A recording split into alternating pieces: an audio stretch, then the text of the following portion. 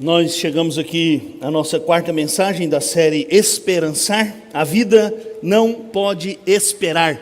E semana passada a gente teve um exemplo bem claro aqui no nosso culto do que é esperançar. Não é? O trabalho missionário do nosso irmão Reverendo Giancarlo e tudo que Deus tem feito através da vida dele. E é nesse sentido que nós estamos refletindo sobre esse tema. Porque esperançar, como eu já disse várias vezes, não diz respeito ao que nós somos capazes de fazer, mas o que a graça de Deus nos capacita a fazer. E por causa dessa graça de Deus, nós podemos ir além, nós podemos agir, nós podemos almejar, nós podemos buscar. Nós não precisamos e não devemos ficar de braços cruzados. E como eu tenho dito aqui, esperançar é o contrário de esperar. Quem espera simplesmente fica de braços cruzados, esperando que alguma coisa extraordinária aconteça. Mas quem esperança, do verbo esperançar, sabe que há um Deus poderoso, que fez promessas maravilhosas, que nos capacita de maneira extraordinária e, portanto, nós podemos seguir em frente. E como nós dissemos já, nós escolhemos a vida de homens e mulheres na Escritura Sagrada que fizeram diferença esperançando, que não ficaram de braços cruzados. E como eu disse já no começo da série, mas para quem está chegando hoje, quem está nos visitando, essa série está baseada na biografia de algumas pessoas pouco conhecidas, talvez algumas completamente desconhecidas, mas cujas histórias estão na Escritura Sagrada. E hoje eu começo, irmãos, falando sobre um texto que o apóstolo Paulo registrou na carta que ele escreveu aos Filipenses, que é esse texto aqui: fazei tudo sem murmurações nem contendas. E por que é que eu estou usando esse texto aqui como porta de entrada para a nossa meditação nessa noite? Porque o apóstolo Paulo, embora ele amasse a igreja de Filipos, embora ele tivesse a igreja de Filipos em alta conta, até como nós vimos semana passada, porque foi uma igreja parceira na evangelização, na obra missionária, uma igreja que assistiu Paulo durante o seu encarceramento, mas era uma igreja, e como qualquer igreja, constituída de pessoas remidas, mas pecadoras, era preciso que aqueles irmãos ali naquela igreja soubessem como viver a vida. E muitas vezes, e é por isso que o apóstolo Paulo faz essa admoestação aqui, muitas vezes a gente tem mais a tendência de murmurar do que agir. Diante das dificuldades, na maioria das vezes, ou se não na maioria, em grande parte das vezes, ao invés de ficar pensando em soluções, nós às vezes ficamos focados no problema e não conseguimos sair dele e começamos a murmurar. Geralmente a gente começa orando, né? Diante de um problema a gente começa a orar, começa a falar com o Senhor, começa a clamar ao Senhor, mas aí as coisas parecem que não vão acontecendo, o céu parece que está de chumbo, parece que as nossas orações não passam do teto, e aí a gente começa a se preocupar e a gente começa muitas vezes a murmurar, ao invés de agir. E hoje o tema da nossa mensagem é exatamente este: agir é melhor que murmurar. Para nossa reflexão, eu vou convidar você a abrir sua Bíblia, se você quiser acompanhar no telão também, no livro de Números, no capítulo 27. E nós vamos ler os 11 primeiros versículos.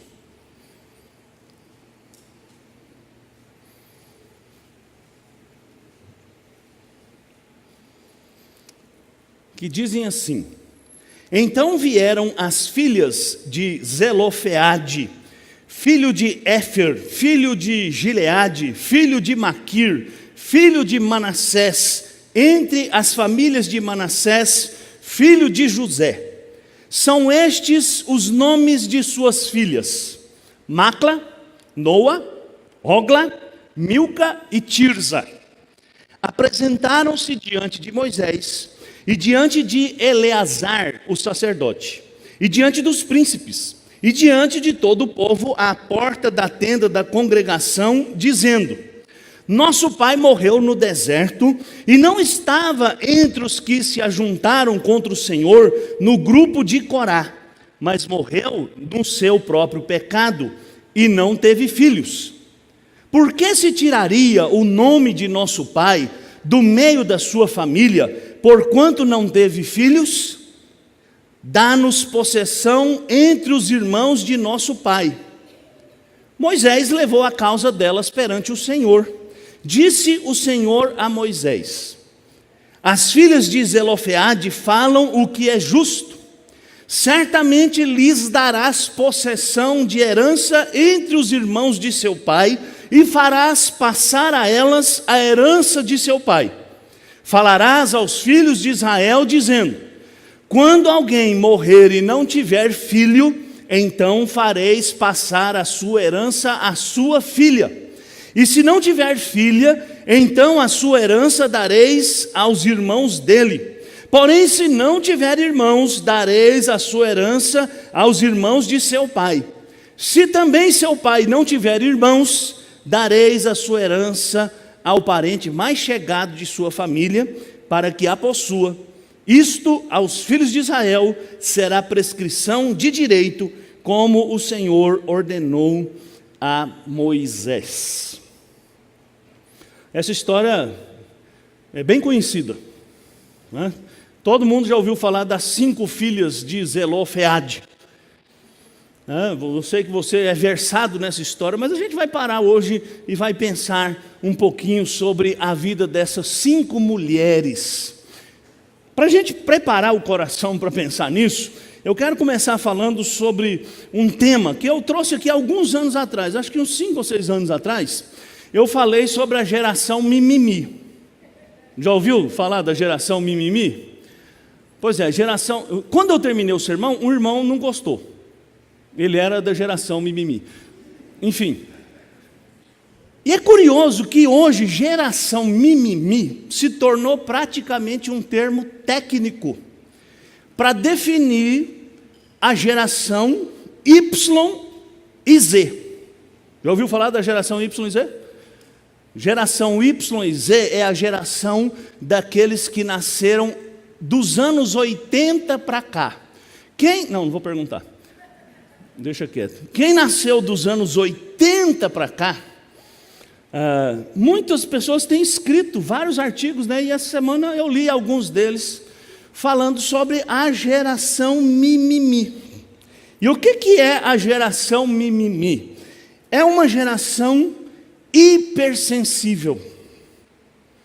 Sabe, aquela geração que se você usar qualquer palavra, logo levanta alguém e fala: mas essa palavra é homofóbica, essa palavra é discriminatória. Eu tenho visto até umas coisas interessantes, que eu fui em algumas igrejas aí uns dias atrás, e eu achei interessante o pregador saudando o auditório assim: boa noite a todos e todas. Aí eu fiquei assim: gente, que negócio é esse de todas e todas e todos? Sabe o que é isso? Mimimi.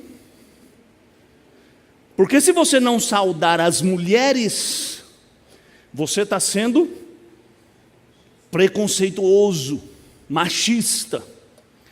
Mas a boa regra do português me ensina a saudar o auditório dizendo boa noite a todos. Não tem negócio de todas. A geração mimimi não é o único problema. A geração mimimi acabou contaminando todo mundo. E hoje existe uma característica muito forte nos nossos dias, que é essa permanente insatisfação. Mas é uma insatisfação que não se transforma numa ação para mudar. É simplesmente uma indignação ou uma insatisfação que se transforma numa constante reclamação. É verdade, a geração mimimi tem algumas virtudes. Por exemplo, a geração mimimi não está muito interessada em apegar-se a bens materiais. Mas, por outro lado, é também uma geração que tem dificuldade de se comprometer com qualquer coisa. É uma geração que não se fixa, que não permanece. É uma geração que privilegia o prazer. E por isso que eu estou falando que a geração mimimi contaminou a nossa sociedade. E hoje a gente vive num tempo em que a maioria das pessoas tem dificuldade de assumir compromissos, sobretudo compromissos que demandem algum tipo de sacrifício. É melhor ficar assistindo e reclamando. É melhor ficar vendo e colocando defeito. É melhor ficar observando e dizendo como deveria ter sido feito ou como faria se fosse você no lugar de quem fez. Mas o comportamento mimimi perdeu de vista um aspecto fundamental da fé cristã, que é o chamado para servir, que é o chamado para se comprometer, que é o chamado para se entregar, que é o chamado para envolver-se, que é o chamado para fazer parte e fazer parte efetivamente, que é o chamado para somar e não apenas para se tornar um especialista em análise de ambiente ou análise de estratégia, mas que nem sempre vai à luta, põe a mão na massa. E por que eu estou falando tudo isso? Já que eu vou falar que agir é melhor que murmurar, é bom a gente entender que nós não estamos imunes a esse espírito murmurador que dominou a nossa época. Quase tudo é motivo de crítica, é motivo de resistência, é motivo de indiferença. Talvez essa seja uma razão pela qual a igreja hoje tenha tanta dificuldade de manter o seu rol de membros, de manter os crentes. Por quê? Porque há uma generalizada falta de compromisso. Há uma generalizada busca por prazer, por satisfação pessoal. Há estabelecida no nosso meio a ideia de que tudo que importa é o que eu quero, é o que eu desejo, é o que me satisfaz, é o que me dá prazer. E pouco importa os outros, pouco importa as pessoas, pouco importa mais qualquer pessoa que seja. Então hoje eu quero falar sobre as filhas de Zelofeade e falar que agir é melhor do que murmurar. Essas mulheres, essas jovens donzelas, vêm a Moisés, e o texto diz que elas vieram à porta da tenda da congregação, porque esse era o lugar onde as questões judiciais e espirituais, nos dias de Moisés, eram julgadas por Moisés e pelo sumo sacerdote e aqueles auxiliares que depois Moisés chamou. E essas moças trouxeram um problema importante. Elas perderam o pai, e o pai não deixou filhos. Segundo a legislação de Israel, a herança de uma família era sempre legada, deixada para os filhos do sexo masculino. Se falar isso hoje, você vai ser apedrejado na rua, né? O primogênito recebia o dobro do que os outros recebiam. E as mulheres recebiam um dote. Por uma razão muito simples, querido. Isso não era questão de injustiça. É porque, segundo o costume de Israel, quando uma jovem se casava, ela passava a ser parte da outra família e não da sua família de origem. E como havia uma lei em Israel, e que a partir da distribuição dos territórios, aquele território pertencia perenemente àquela família, se a herança fosse para a moça, e ela se casasse com alguém de outra tribo, aquele pedaço de terra deixava de ser daquela família e passava a pertencer a outra família, porque a moça deixava de ser filha daquele pai e passava a ser filha do seu sogro. Então, era natural, era normal. Não tinha ninguém em crise por causa disso. Mas aconteceu esse problema. Zelofeade morreu. E ele teve 5 filhas e nenhum filho. E o que é que as filhas de Zelofeade fizeram?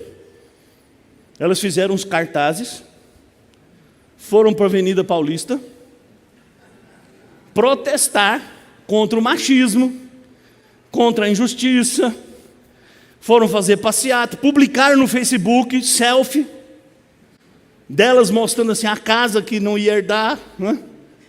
Nada disso. Elas foram a Moisés. Elas levaram a causa a Moisés. E daqui, querido, então eu quero pensar em alguns princípios que devem nortear a nossa vida. Princípios que a gente precisa abraçar se a gente quer viver uma vida fiel ao Senhor, se a gente quer desfrutar da graça de Deus que nos alcançou e nos transformou e nos sustenta. Então a primeira lição que eu aprendo aqui com essas filhas de Zelofeade é que nós não devemos nos vitimizar. Não se vitimize. Porque a geração mimimi é uma geração que se vitimiza. Eu sou mal entendido, eu sou incompreendido, ninguém se preocupa comigo, ninguém respeita a minha vida, ninguém defende a minha causa. Sabe, querido, aquelas moças não ficaram se lamentando da sua condição, não ficaram reclamando da lei como uma injustiça, como alguma coisa que estivesse fazendo mal a elas e elas não podiam fazer nada, porque quem se vitimiza é alguém que toma para si uma dor e se sente, se porta como alguém que não pode fazer nada, como alguém que está sempre apontando o dedo para o outro. Mas ao contrário disso, o que aquelas moças fizeram? Elas foram até Moisés, apresentaram a sua causa a Moisés e fizeram a seguinte declaração a Moisés e o seguinte pedido: por que se tiraria o nome de nosso pai do meio da sua família, porquanto não teve filhos? Dá-nos possessão entre os irmãos de nosso pai. Sabe, querido, se nós estamos enfrentando uma dificuldade na nossa vida, nós precisamos nos levantar e lutar. Por quê? Porque lutar pelo que é justo é parte de nossos deveres como servos de Deus. Nós não somos vítimas, nós servimos a um Deus que é poderoso, um Deus que é gracioso, um Deus que nos abençoa, um Deus que nos capacita, um Deus que nos dirige. Então nós que conhecemos esse Deus, que conhecemos a palavra desse Deus, que sabemos que esse Deus é justo, como nós cantamos aqui, como nós lemos no livro de Salmos, como nós lemos na carta de João, Deus é um justo juiz, Deus é aquele que faz sempre o melhor. Portanto, um discípulo de Jesus Cristo, um servo de Deus, não cabe no papel de vítima, cabe sim no papel de alguém que se levanta e luta, como fizeram aquelas moças. Sabe por que eu estou falando isso, irmãos? Porque, infelizmente, há muitas pessoas sentadas, lamentando, reclamando, colocando defeito nas coisas, colocando obstáculos, apontando o dedo. E quem faz isso é quem se sente vítima. É quem se sente vítima e porque é vítima se sente impotente. Nós não fomos chamados, irmãos, para ser críticos, nós fomos chamados para servir. Pastor, mas se tiver alguma coisa errada, a gente não pode criticar. É claro que pode criticar, mas pode criticar para quem pode resolver. Que é outro princípio claro aqui. Se as filhas de Zelofeade fossem para a rua, fossem para a Avenida Paulista, fossem reclamar com as vizinhas, fossem reclamar com outras pessoas, que solução elas teriam? Como isso seria resolvido? O que elas fariam seria apenas semear a discórdia, semear o descontentamento, semear a indignação, semear palavras que destroem. Mas não, elas foram até Moisés, elas foram lutar porque quando um servo de Deus luta, ele abençoa outras pessoas. Lá na frente a gente vai ler um outro texto, onde volta a aparecer as filhas de Zelofeade. E uma coisa extraordinária aconteceu. Moisés ouviu a causa delas, e aquilo era uma coisa tão inusitada, que Moisés levou o assunto a Deus. E olha que coisa extraordinária, o que Deus respondeu? A causa dessas moças é justa, e a partir de hoje, as filhas terão direito à herança. As filhas serão incluídas, não apenas os filhos do sexo masculino. É claro, seriam incluídas caso aquele pai não tivesse filhos homens. Mas olha que coisa maravilhosa, irmãos. A luta daquelas jovens abençoou a elas e a muitas outras famílias e muitas outras mulheres.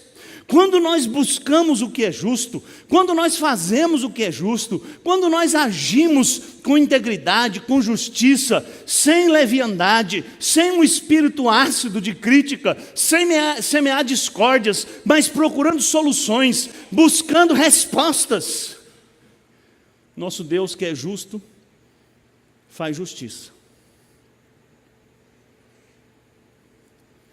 E nós precisamos aprender isso. Porque nós estamos sendo contaminados por um espírito de murmuração, de insatisfação, como eu já disse. Um espírito ácido, crítico, que ao invés de colaborar, está sempre pronto a se opor, está sempre pronto a se levantar contra, está sempre pronto a dizer que poderia ser feito melhor, e é verdade, irmãos.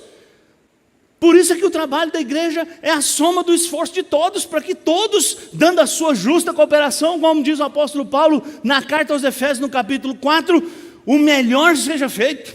Cada um contribuindo, cada um fazendo pelo uso do exercício dos seus dons, a sua parte, dando a sua justa contribuição.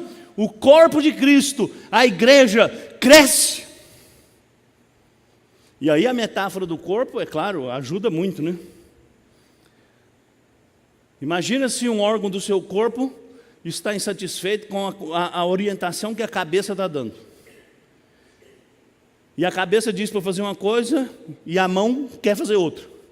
E o pé quer fazer outra. Vai ser o caos. Então, algumas implicações disso. Não murmure. Busque quem pode te socorrer. Busque o Senhor, querido, antes de tudo. Ao invés de se vitimizar, ao invés de se sentir um injustiçado, um infeliz, um abandonado, um esquecido, busque o Senhor, busque a ajuda do Senhor e busque quem pode socorrer você. Levante-se, sua vida pode ser diferente. Aquelas moças não ficaram lá de braços cruzados falando, agora nós não temos herança, nós vamos virar tudo moradora de rua. E aí era um problema, porque na época não tinha viaduto, né? Onde será que elas iam morar? Iam morar debaixo de algum zimbro, debaixo de alguma árvore. Elas se levantaram, elas agiram, fizeram o que é certo. Como eu já disse, não se levantaram para fazer crítica, ou para fazer levante, ou para fazer movimento, ou para fazer simplesmente semear discórdia, não, elas foram em quem podia resolver. Almeje ser uma bênção para as pessoas ao redor. Eu sinceramente nem imagino que aquelas mulheres estivessem pensando em outras pessoas. Mas hoje nós podemos ler o texto e saber que quando nós fazemos o que é certo, nós somos abençoados e outras pessoas são abençoadas. Também nós aprendemos nesse texto a olhar além de nós mesmos. Eu disse que a geração mimimi, que está contaminando o mundo, pensa sempre no seu próprio umbigo, na sua própria satisfação. Pensa sempre no seu desejo, em atender ao seu anseio. Por isso nós vivemos dias profundamente individualistas.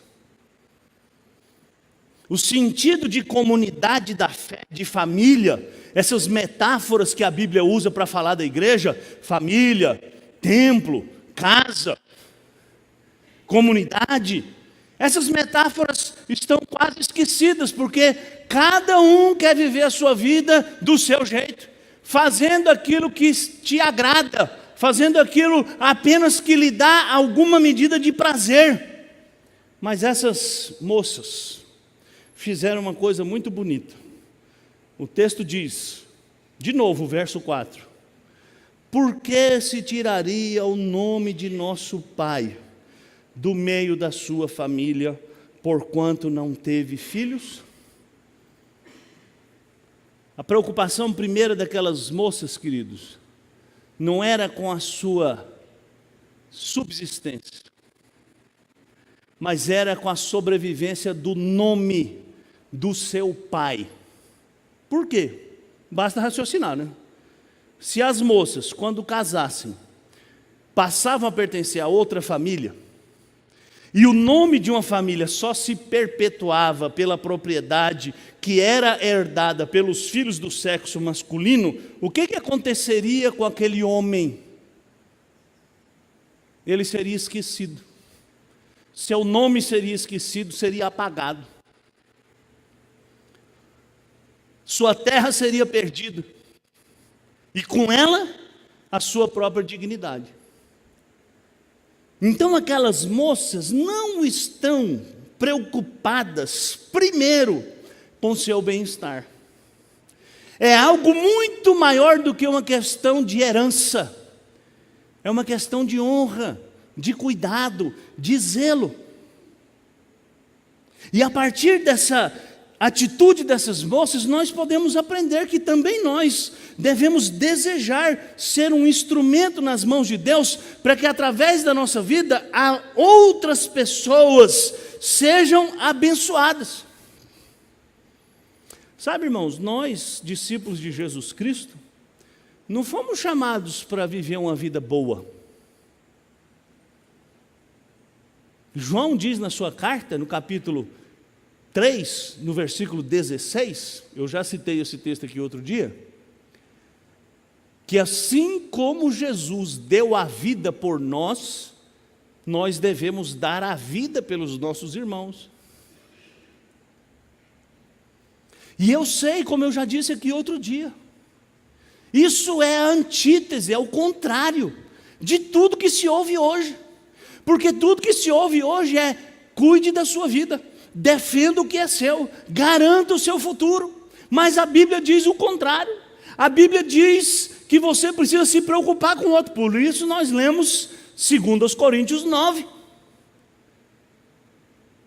Que é nosso dever, como discípulos de Jesus Cristo, ser bênção na vida de outras pessoas. É nosso dever, como discípulos de Jesus Cristo, ser sal da terra e luz do mundo. Isso significa viver para um propósito que vai além de mim, além dos meus interesses, além do meu conforto. Essas moças me desafiam a ser esse instrumento de Deus, que vai à luta por outro, por outra pessoa, pela dignidade de outra pessoa.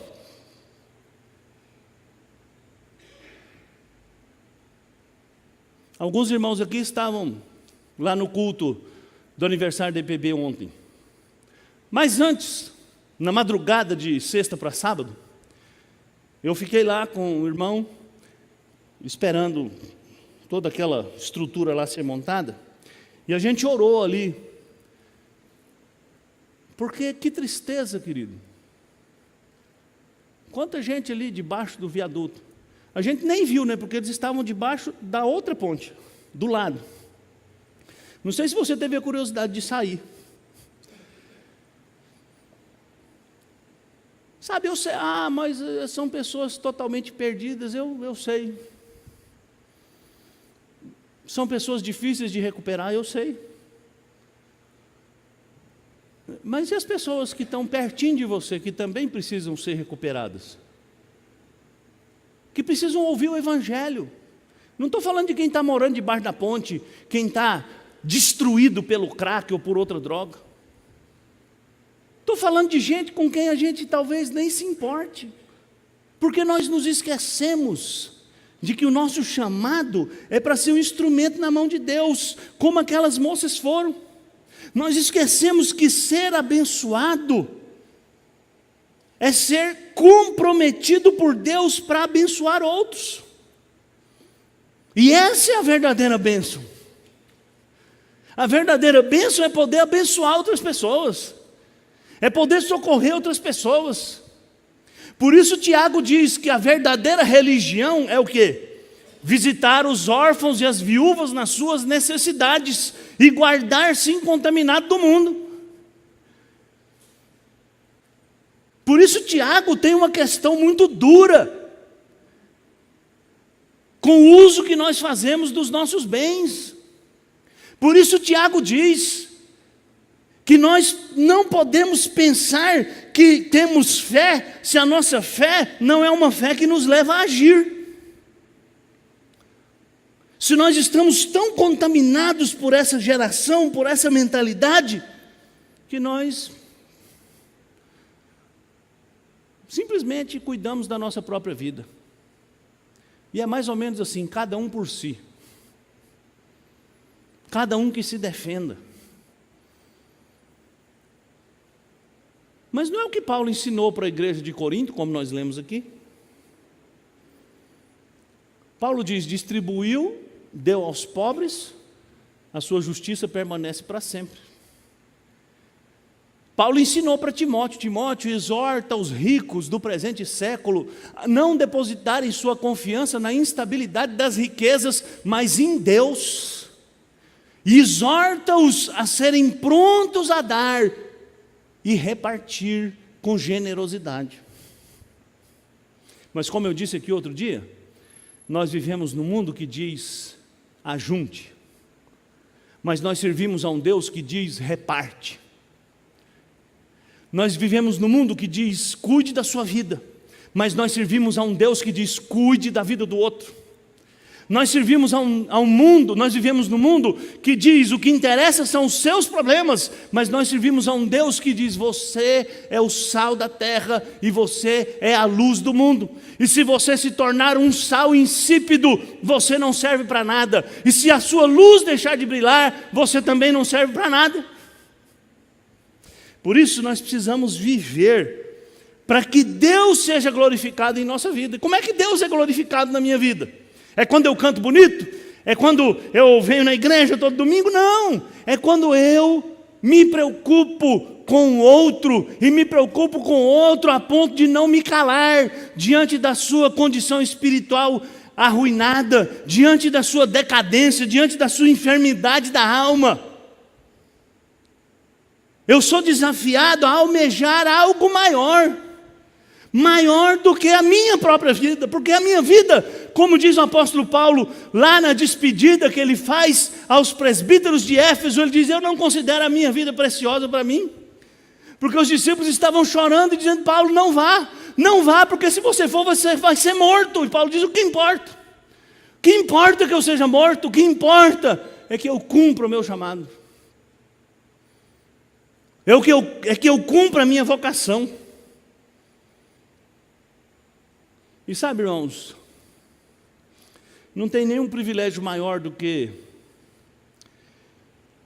ser bênção na vida de outras pessoas. Nós precisamos entender isso.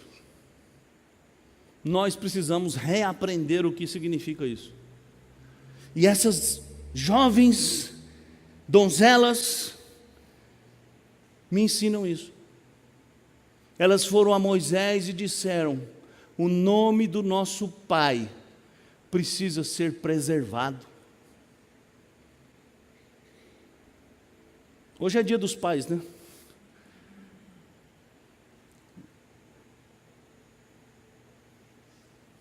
E amanhã? Como é que os pais serão honrados? Amanhã não tem presente, não tem almoço na casa da sogra, da avó, sei lá de quem, na churrascaria. Amanhã tem que ouvir o pai e honrá-lo, e obedecê-lo, e respeitá-lo. Porque é isso que importa. Essas moças também me ensinam a confiar no Senhor.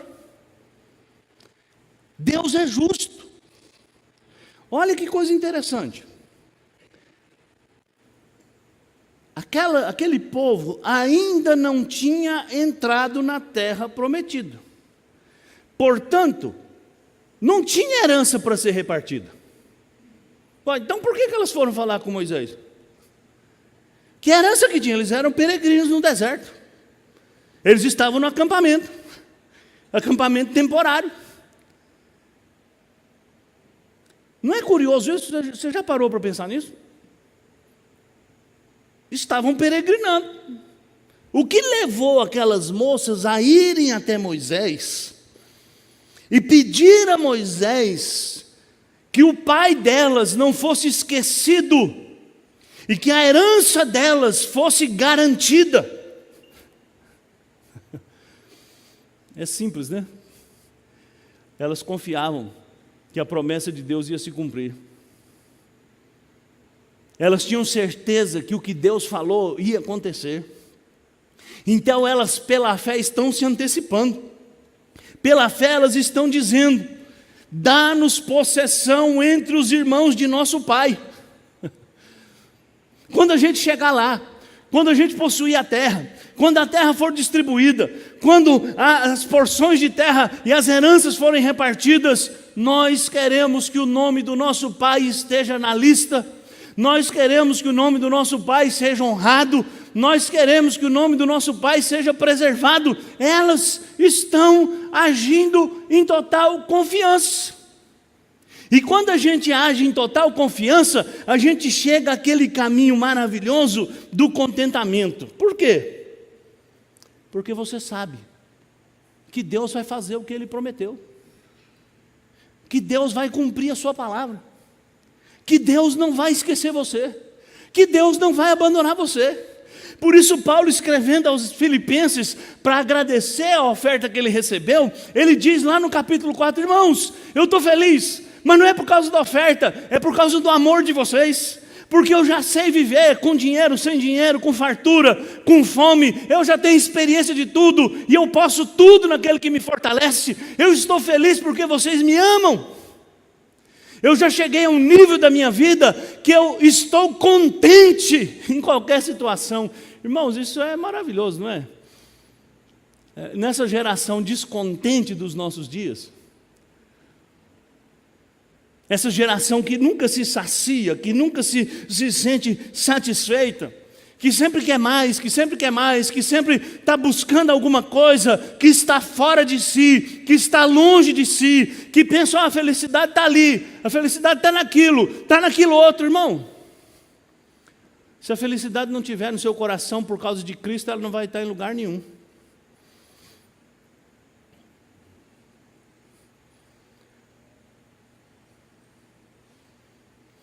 E eu me lembro de uma historinha de um monge que foi procurar o seu mestre e falou para o seu mestre assim: mestre, onde eu devo ir buscar o Senhor e encontrá-lo com mais certeza? E o mestre respondeu assim: meu querido, se o Senhor não estiver onde você está, de nada adiantará buscá-lo em nenhum outro lugar, porque a qualquer lugar que você vá, você não o encontrará, se para onde você for, você já não o levar consigo. E a mesma coisa é a nossa felicidade. Se a nossa felicidade não está em Cristo, se a nossa satisfação não está em Cristo e no que Deus nos deu por meio de Cristo, não há onde eu vá, não há o que eu adquira, não há a experiência que eu tenha que vai me completar, que vai me satisfazer. Porque eu preciso trilhar esse caminho que descansa na promessa de Deus, que descansa na palavra de Deus, que se alimenta da palavra de Deus. É aí, querido. É assim que é uma vida de confiança no Senhor. É assim que a nossa fé é provada. É ali, quando a gente chega a um estado de alma tal, que a gente não precisa de mais nada.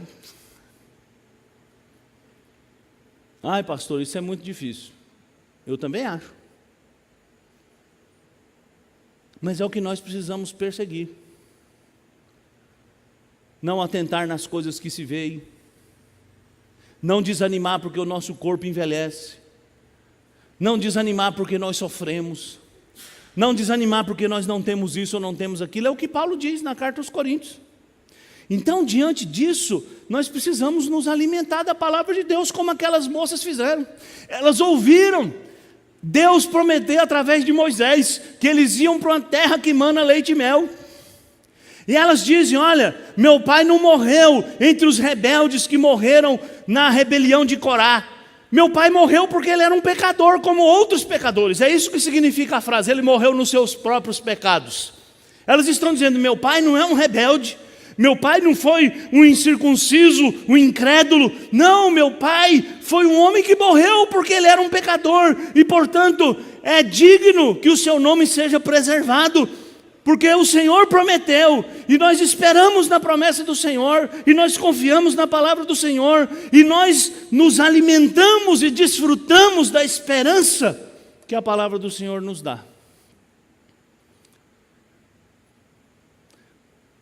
Esse é um desafio, irmãos.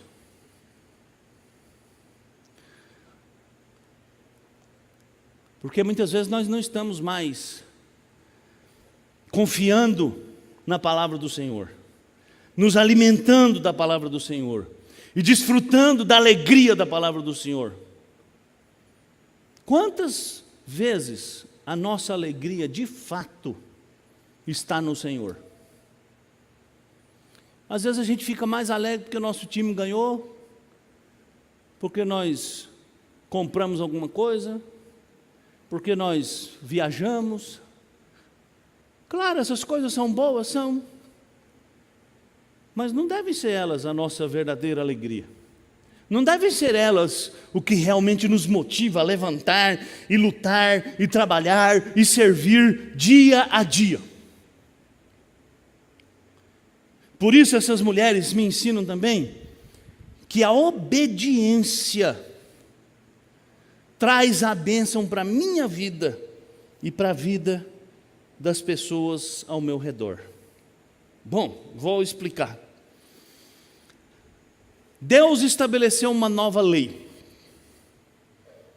As filhas de pais que não tivessem filhos também seriam herdeiras. Passou algum tempo e alguém foi lá em Moisés reclamar.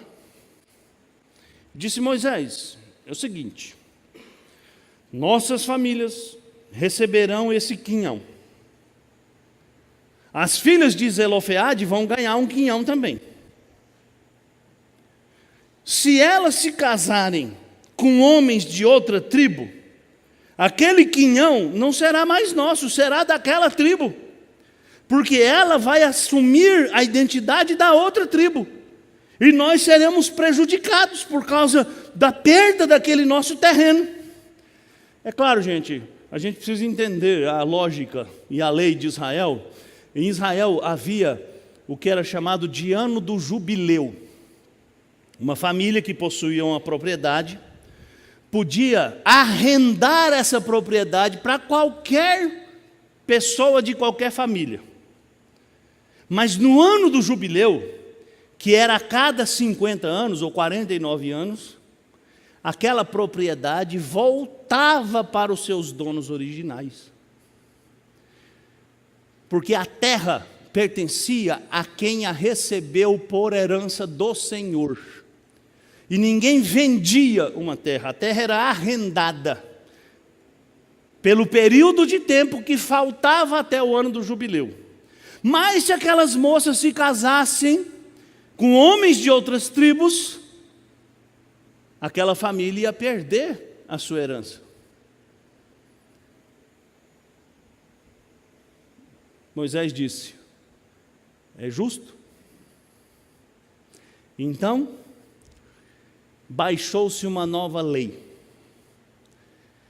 que as filhas de Zelofeade, que eram da tribo de Manassés, só poderiam se casar com homens da própria tribo, porque aí a propriedade permaneceria na tribo. E lá em Números 36, no versículo 10, nós lemos o que elas fizeram. Como o Senhor ordenara a Moisés, assim fizeram as filhas de Zelofeade. Olha que coisa linda, irmãos. Essas moças, de novo, elas não estão preocupadas com elas somente. Primeiro elas se preocuparam com a honra do seu pai. Depois elas se preocuparam com a honra da sua família.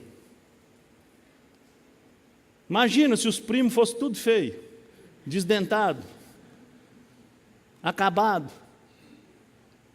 Mas elas se comprometeram e elas obedeceram. Porque elas não eram da geração mimimi. Elas não estavam preocupadas só com o seu umbigo, com seu conforto, com seu prazer, com seus sonhos, com seus desejos, com suas visões, porque elas entenderam que obedecer é sempre o caminho da bênção para a nossa vida. Obedecer é melhor do que sacrificar. Lembra Samuel dizendo isso para o rei Saul? Que deu a desculpa para não dizimar os rebanhos amalequitas como Deus havia ordenado. Ele disse: não, mas eu vou fazer um culto, vou fazer um culto, um cultão de ação de graça, um churrascão para todo mundo. E Samuel disse: e por acaso Deus tem mais prazer em holocaustos e sacrifícios do que se obedeça a sua palavra? É melhor obedecer do que sacrificar? É melhor atender do que a gordura de carneiros? Obedecer, irmão. O caminho da bênção é o caminho da obediência. É ouvir o que Deus diz e praticar. É ouvir o que Deus manda e fazer. É ouvir e atender. Mas se a gente ficar procurando outros meios, outros caminhos, outras soluções, nós vamos nos perder. Porque quando nós obedecemos, nós não apenas somos abençoados, mas nós nos transformamos em bênção para outras pessoas, como as filhas de Zelofeade, que abençoaram a sua tribo, obedecendo ao Senhor, assumindo o compromisso de se casar com seus parentes, para que aquela herança não saísse do seio da família. E assim, irmãos, quando nós obedecemos, a nossa obediência abençoa as pessoas ao nosso redor, por uma razão muito simples. Quando você é um discípulo de Jesus Cristo fiel, você se torna uma luz brilhante no meio da escuridão, e as pessoas olham para você, diz Jesus lá em Mateus capítulo 5, e o que acontece? Elas olham para suas obras, e elas glorificam ao Pai que está nos céus. Quando você é um filho obediente, um discípulo fiel, você se torna um sal poderoso, que preserva a vida, que restaura a vida ao seu redor, que impede o apodrecimento, a deterioração. Mas se você é um discípulo desobediente, as pessoas que não conhecem a Jesus vão olhar para você e vão dizer assim: ah, mas você é discípulo de Jesus, eu sou igual a você. Não está fazendo diferença nenhuma, não? Nós frequentamos os mesmos lugares, nós temos o mesmo vocabulário, nós gostamos das mesmas coisas, nós fazemos tudo igual. Qual que é a diferença?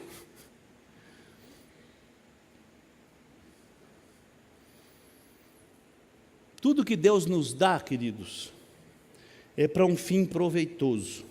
Por isso, nós precisamos fazer da obediência um estilo de vida. O que Deus quer para você, como pai, como filho, como marido, como esposa, como patrão, como empregado? Está na Bíblia o que Deus quer. Não precisa fazer curso extraordinário, basta ler a Bíblia. É preciso entender que obedecer sempre é o melhor caminho. Para sermos fiéis ao Senhor, irmão, não tem atalho, não tem mágica, não tem oração forte, não tem campanha não sei do que, campanha não sei da onde. Essas coisas todas não valem nada se elas não forem acompanhadas de uma vida de obediência. Obedecer é tornar-se um canal de bênção nas mãos de Deus. Porque como é que Deus pode usar um filho rebelde? É verdade. Deus usou até a mula de Balaão. Mas essa não é a regra, né? Porque Deus usou a mula de Balaão, usou Balaão, Balaão proferiu uma bênção sobre Israel, mas Balaão também se transformou em sinônimo de pecado, de promiscuidade, de rebeldia, de infidelidade. E eu tenho certeza que aqui ninguém quer ser conhecido assim. Como é que a gente pratica a esperança? Já que esperançar é um verbo, né? Então eu coloco aqui para a gente terminar. Você está sofrendo? Injustiça, incompreensão, está chateado, bicudo? Busque quem pode lhe dar solução. Primeiro o Senhor.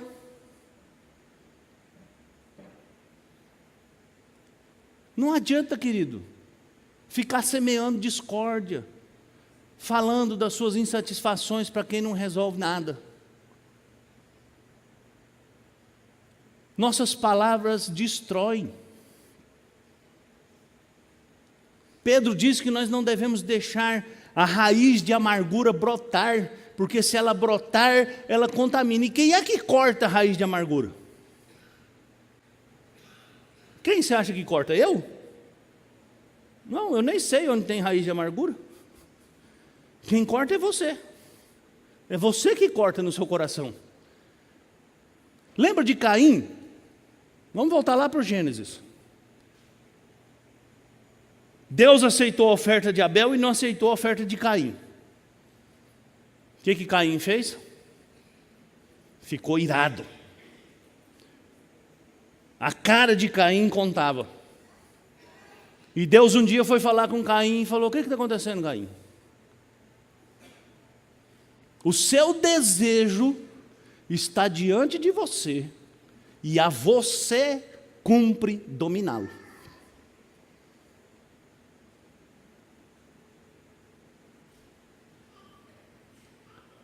Você deve decidir o que você vai fazer. Você tem que tomar uma posição diante das amarguras da vida. As filhas de Zelofeade tomaram a posição correta. Elas foram até Moisés. Elas foram falar com o legislador, com o sacerdote, com o homem que Deus colocou ali. E falando com Moisés, na verdade, elas estavam falando com Deus, naquele contexto, naquela ocasião. Olhe ao redor e procure ser bênção na vida de alguém. Sabe, irmãos, a maneira de experimentar mudança é mudando. É fazendo o que deve ser feito. Às vezes a gente fica fazendo projetos, e sonhos, e não põe por prática. Aí eu lembro do profeta Ezequiel. Deus usou Ezequiel para se queixar do povo. E disse assim: esse povo vem aqui todo dia como sempre faz. Esse povo ouve como sempre faz, mas esse povo não pratica o que ouve, e por isso eles estão sendo consumidos. Se a gente tem que fazer, a gente tem que fazer. Resistir à incredulidade. Sabe, irmãos, a gente precisa, de fato, como a gente aprendeu com essas moças, a confiar no Senhor. Não tinham entrado na terra prometida, não tinha mapa da distribuição da terra, tinha a palavra de Deus. E por causa da palavra de Deus, elas foram até Moisés e falou: olha, nos dê a herança em nome do nosso Pai, no meio dos nossos irmãos. Isso é lindo, querido. Isso é confiança em Deus, confiança absoluta. Isso é não fazer coro com a incredulidade, com a insatisfação. Por fim, obedeça, abandone o pecado, mude de atitude, seja abençoado e abençoe. Você não foi chamado para outra coisa. Você foi chamado para isso. Essa é a razão de você estar vivo, de você estar aqui, de você se chamar cristão. Por isso Jesus disse para os seus discípulos: se o sal se tornar insípido, para que ele presta? Jesus diz: ele não presta para nada. Ele não presta nem para ficar no monturo. Ele é inútil. Que Deus tenha misericórdia de nós, irmãos, e nós não nos tornemos mais na geração da insatisfação, na geração que acha que a única coisa que importa é o seu prazer, é a sua felicidade. Que nós façamos parte daquela geração que está pronta a servir, ainda que seja com sacrifício, que está pronta a obedecer, ainda que seja com muitas perdas, que está pronta a pensar no outro, ainda que você tenha que abrir mão do que você quer, que está pronta a confiar no Senhor, e não em mais nada que não seja o Senhor. Vamos orar. Senhor, em nome de Jesus, eu te agradeço, porque a sua palavra é a verdade, e eu te peço, Senhor, em nome de Jesus, que essa palavra que nós ouvimos, seja pelo Senhor mesmo aplicada ao nosso coração, e sejamos transformados por ela, e saiamos daqui, ó Deus, para viver um tempo novo na sua presença. No nome de Jesus eu te peço, amém.